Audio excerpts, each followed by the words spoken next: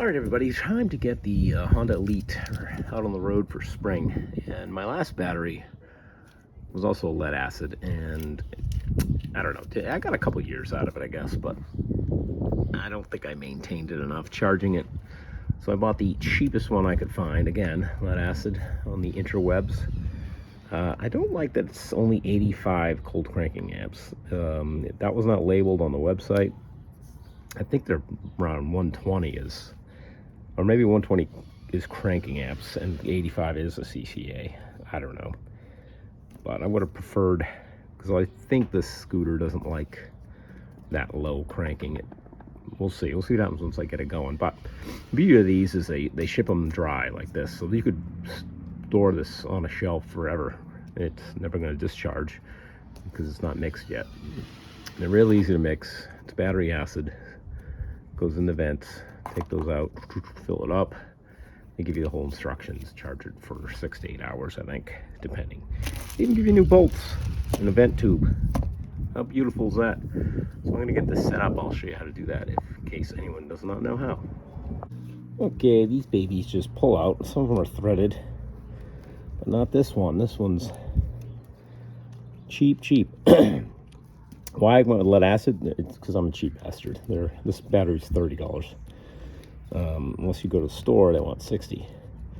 But I waited the 3 days and got it shipped.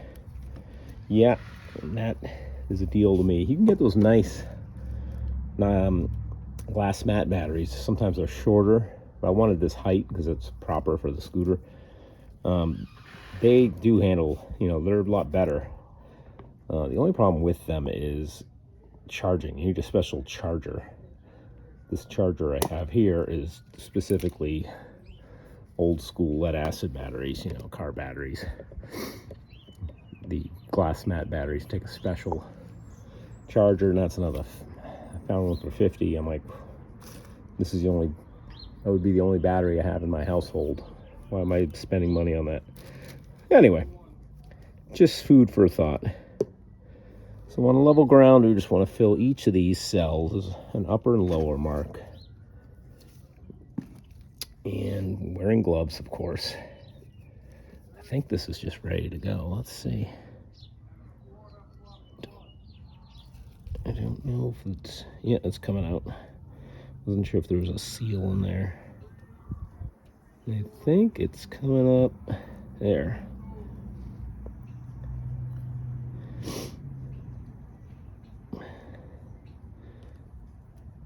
I'm just going to go up to that lower line for now.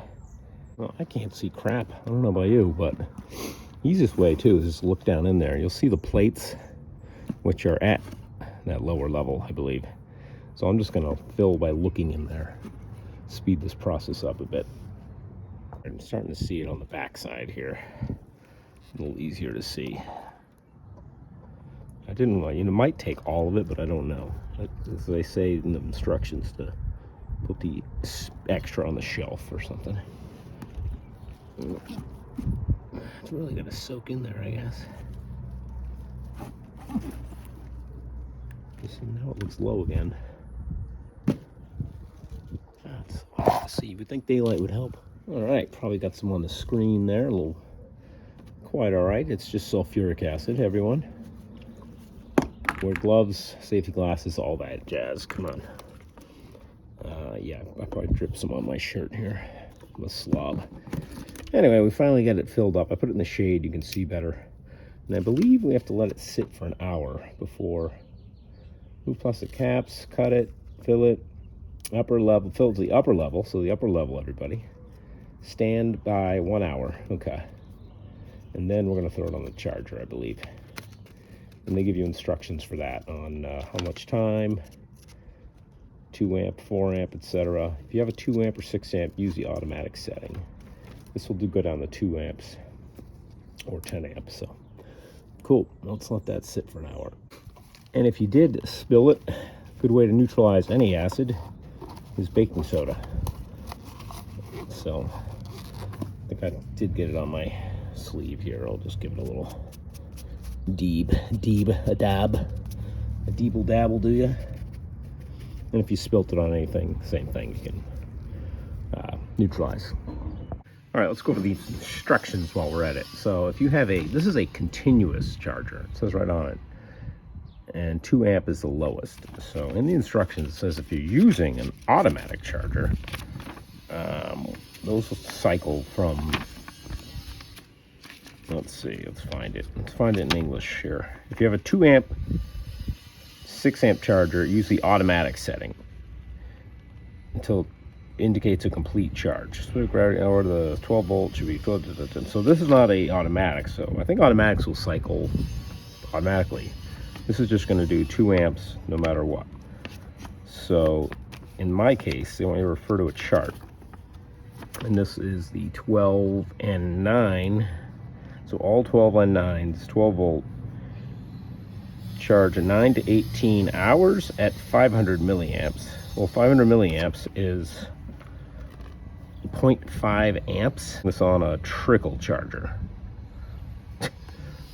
Or 4 to 7 hours at 750. 750 is 0.75 amps. So if I were to double that, that would be closer to 2 amps. So 4 to 7 at that rate. So I guess 2 hours? Be 3 hours at 2 amps? Am I doing that right, folks? Very confusing. That's better, because I got shit to do. I don't want to be out here watching a battery charge. Oh, the internet with their conflicting information. So these are going to go on there loosely. I just don't want acid bubbling out of here. So if I have a 2 amp charger, this is a 9 amp hour battery. There's many charts and stuff to figure it all out. I'm just going to do 4 hours. Because 2 amps, 9 amp hour, carry the 1, 9 amps, 6 divided by 3. Yeah, that's close enough for me. So we're just going to hook. And if you want to, you just wing it. Come out in 3 hours, take it off the charger, measure it. Is it 12 volts? No, keep going. It's not the end of the world. But no, you do want a good charge from the beginning. So we're up to levels. All the levels are good. I said to, vibrate it around a little bit, shake it up so there, get all the bubbles out. Good to go. So I'm just going to go 2 amp, hook my positive to positive, negative to negative, and see you in 4 hours. All right, if you made it this far in the video, I want to apologize for the horrible sound. I was listening to myself sniffling, and those videos are the worst when you gotta listen to somebody with a cold. Can't believe I'm doing this. So sorry. Anyway, so we charged it at 4 hours. I'm at 12.72. That's fantastic. All right, let's go get this thing in. There she is in all her glory.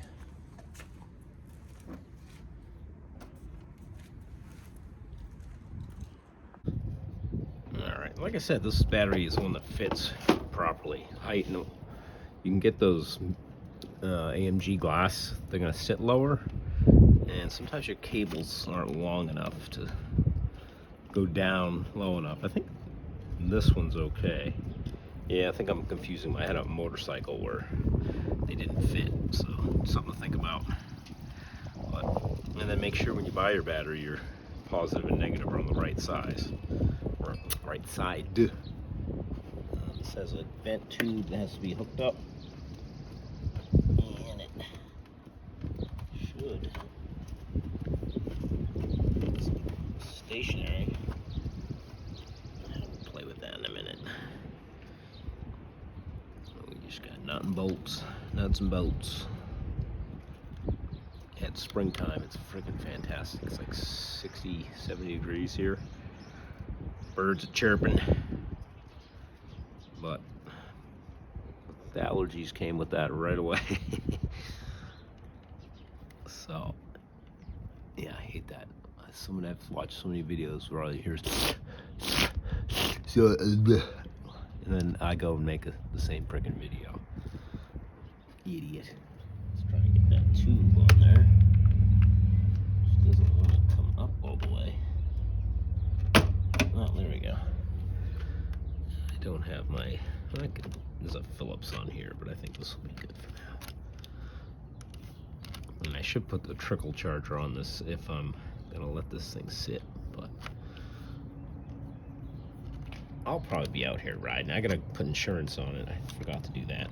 Or insurance, as some of you say. Insurance. I don't know where that came from, but some people say that. That and realtor. I'm a realtor. No, you're a realtor, and you have insurance. Isn't that what it is? Is it just me? Such a dick, aren't I? All right, let's see how this baby responds to a nice fresh charge. Oh yeah. So the old battery would, yeah, it just didn't have enough. And of course this has been sitting, so we're gotta prime that fuel.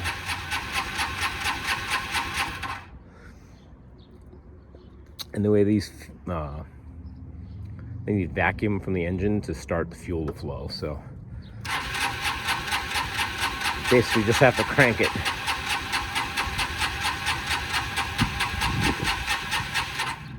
That's why you need a good battery.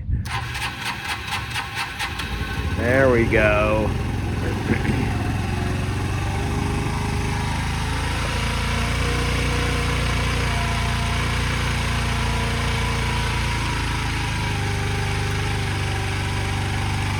Make sure she's charging.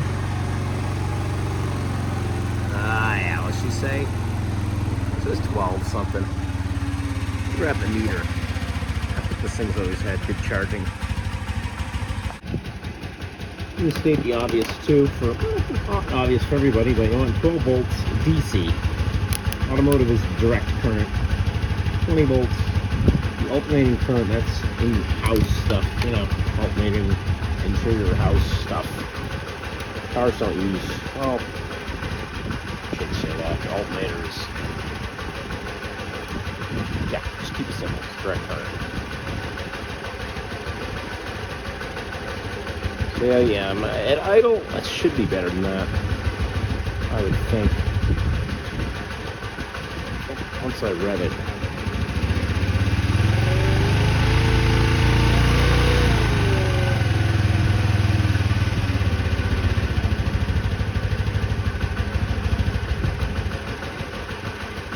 See that my clamps here. Well, that's new, because this used to charge a little better than that, so I wonder if something's gone haywire with this thing sitting. There should be a stator. I think they use a stator to charge this thing. I'll look into that and keep you posted. All right, so we refer to our CH150 manual. Excuse me. Let's go up to section 10, alternator starter.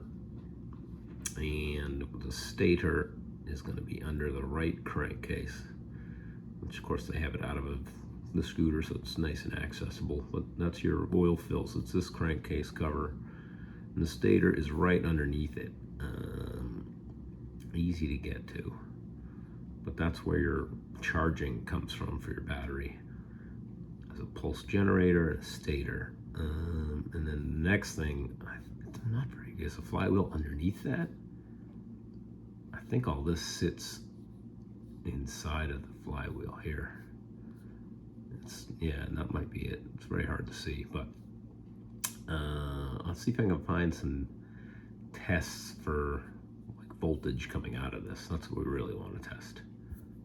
All right, so this is interesting. It says charging 0.9 amps max. Charging RPM is 1300, 14 volts max. Capacity 14 volt amp minute at 5,000 RPM. So maybe this doesn't charge at idle like a car. You know, a car will do that at idle sometimes. Interesting. And then there's a voltage regulator. Let's get into charging system. Dead battery, low battery. So interesting, yeah. 0.9 amp max. See, I charge it at 2 amps. Remember that chart I was reading? So basically, yeah, a trickle charger puts that out. So it's basically what you want to do, yeah, in 3 to 15 hours. So that's a better way to charge it if you have a different 15 volt alternator output. Okay, here we go. Engine speed. Yeah, so it's up around 5,000 RPM. They want, so this might be normal. This thing, I mean, I was only getting 13 though. And there I am with the sniffling, sorry. So I might have a little low of an output. Stator coupler, so there's a, is this boring? Is anybody into this? Oh, then, yeah, okay, here we go. The regulator rectifier inspection. All right, maybe I'll do this when I'm feeling better, not sick, not thinking clearly. All right, we're gonna do some voltage checks on that regulator rectifier. Let's go back over this again. Let's check some voltage. All right, so you should be seeing. I don't have an amp hooked up, so I'm just checking volts. It should be 14 to 15 volts. Idle, we're getting that.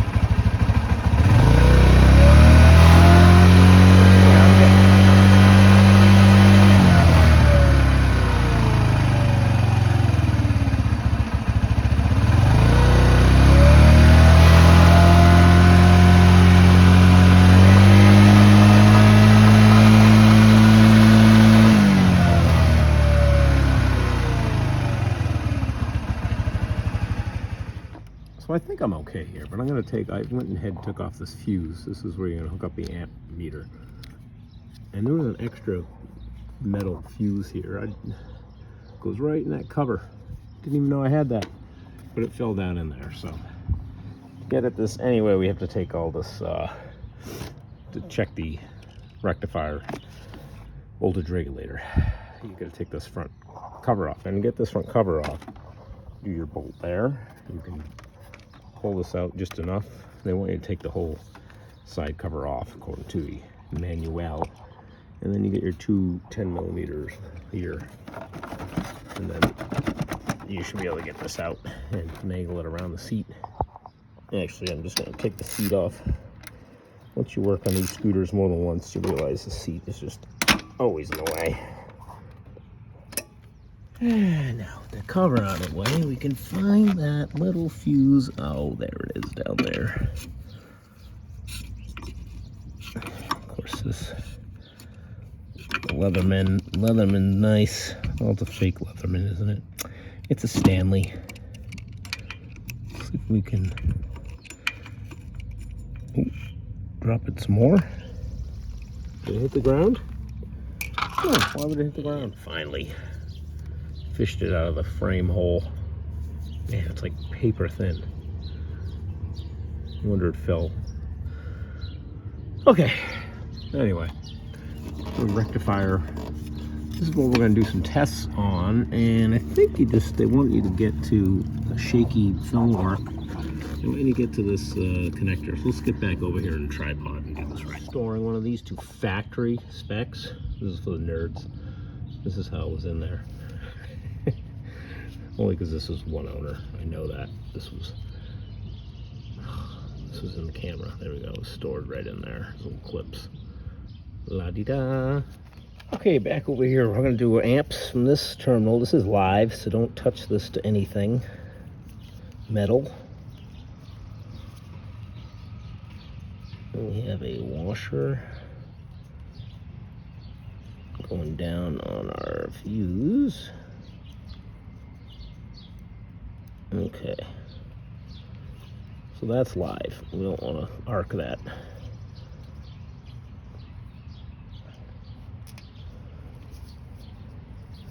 Then we're going to zoom out here so you can see we got amp set to amps, milliamp alternating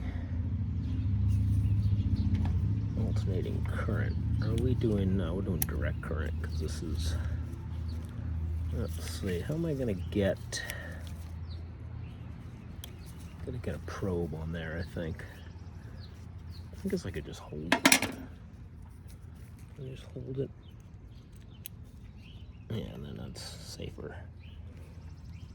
Let's get that nice clamp on there. There. Oh yeah, there. Now we're talking. All right. Now we want to see amperage at idle. So we want to start it up. We want to see 0 amps. So let's see. Run.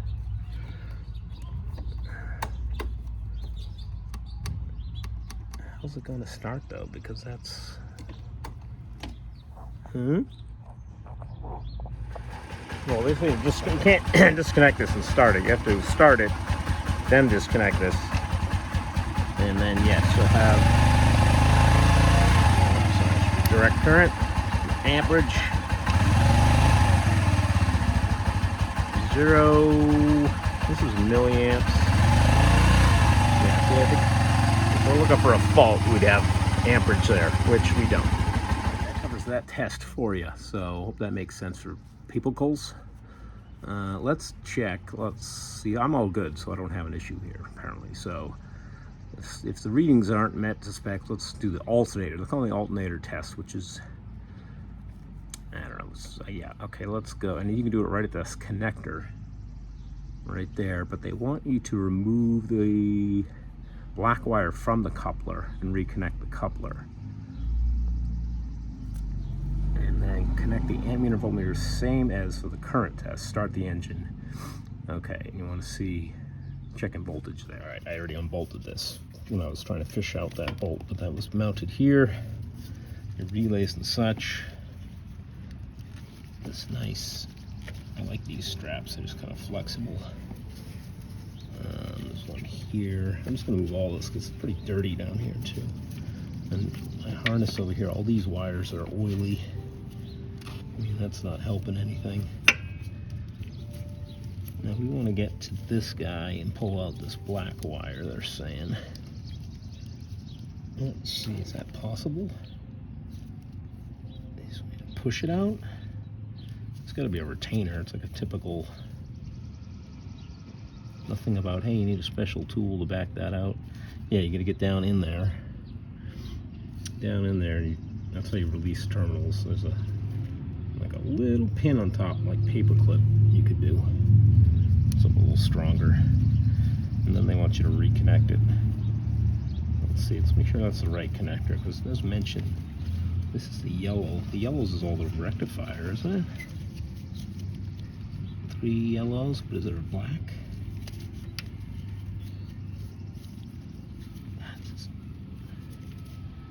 Yeah, those must be that.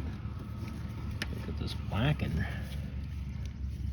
everything feels connected, which is good, but just make sure all your terminals are clean.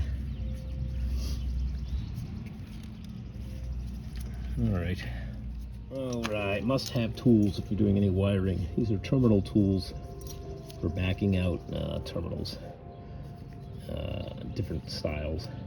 I think we want just this flat one. And see, it's locked in this way. So yeah, see if I want to go on top and just depress that so that this terminal can come out from behind. Let's see if that was enough. I have to do these 2-hand jobs. Hold that while pulling out the terminal gently. Yeah, right.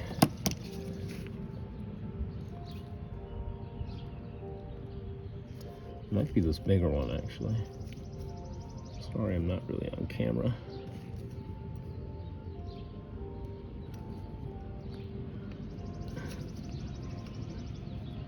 Yeah, oh, there we go. See?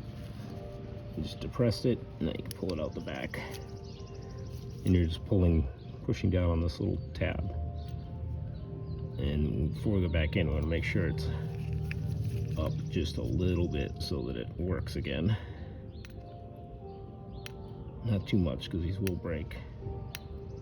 Yeah, that might be enough. All right, let's read those instructions. I think it said just to reconnect it with this disconnected. But let's see what it says. With that wire out, this is secure. Back to volt scale. Leads are where they're supposed to be. Let me zoom out. And we just want to check our readings with that disconnected.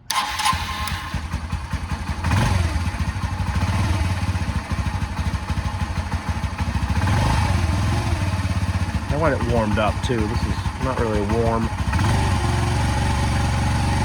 So RPM should get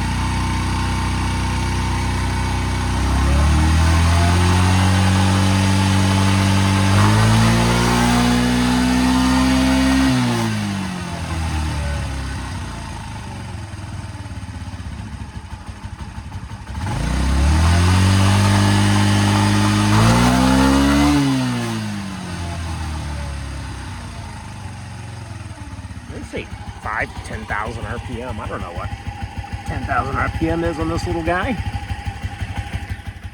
All right, so I didn't have a problem, but if you did, that's where you would see you got no voltage or something. That's part of the testing. So I got this back in, I heard it click. I'm pulling on it, it's not going anywhere, so it's in all the way. So we can put that back together. All right, our next test is the continuity of our rectifier, and that can be just by going to this is the one we call the stator coupler. Neighbor's dog spotted me. He's gonna bark now for a while. He's like, what are you doing? Why are you outside? I'm stuck inside because my owner sucks. Oh wow, did I say that out loud? Yeah, so we're going to do this. Let's get the specs. Our next test is continuity of our rectifier, which is all the diodes in there. Between the yellow wires, so the 3 yellow wires in the back, continuity is resistance. We should have resistance of some sort. So we got these in there with good connections. That's the other key. Got resistance on that one, that one to that one.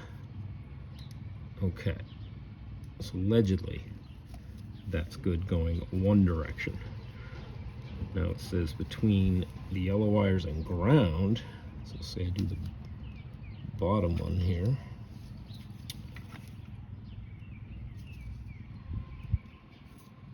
between that one and ground should have no resistance. Oh no, my bad. It says disconnect the stator coupler. I had it in line still. So then we'll check between yellow wires and ground. There should be continuity between yellow wires and no continuity between each yellow wire and ground. Okay, let's do that again.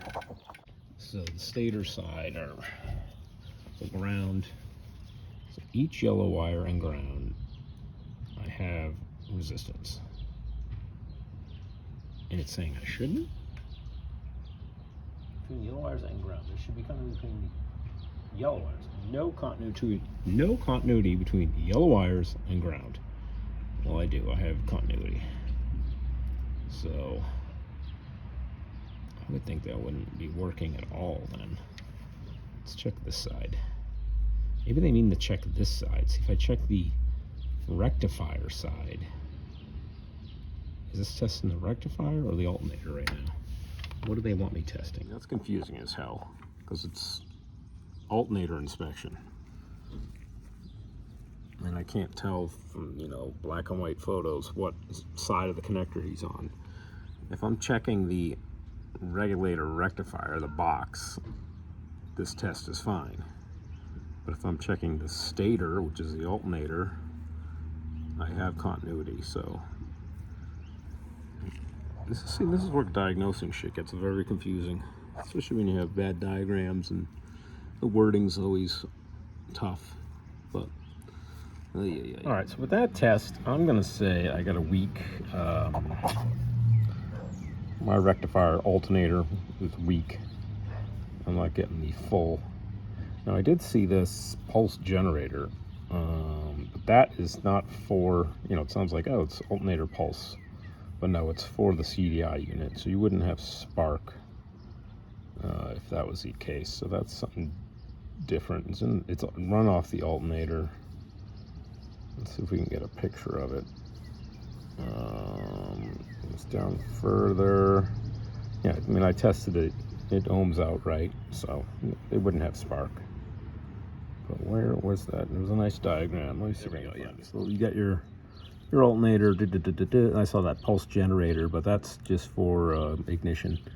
So yeah, I think we're just weak. These, this thing sat outside. They could be rusty, etc., etc. Or that's usually what happens. Anything that sits. So I'll look into getting one. We'll see. I mean, it's working now, but it's just, I think that's probably what killed my old batteries.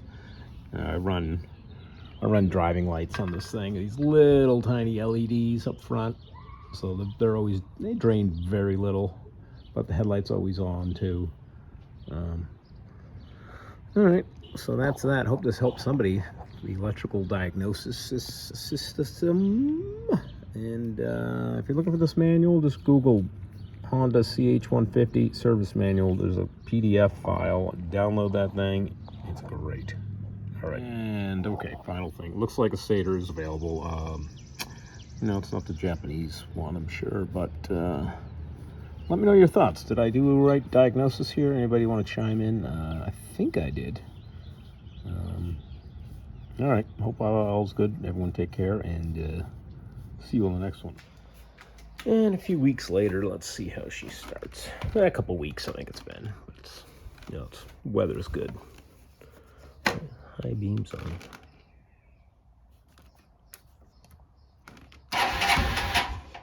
Everything lights right up. Almost.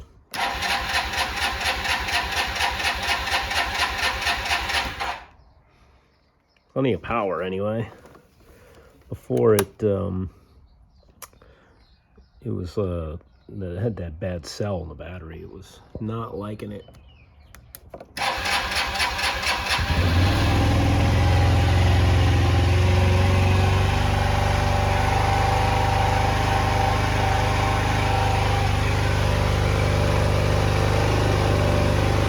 I mean, it's charging. I think it's just got a weak, what do you call that thing? An alternator. Stator? Yeah. I'm going to call it good. Bring it here. Let's try it.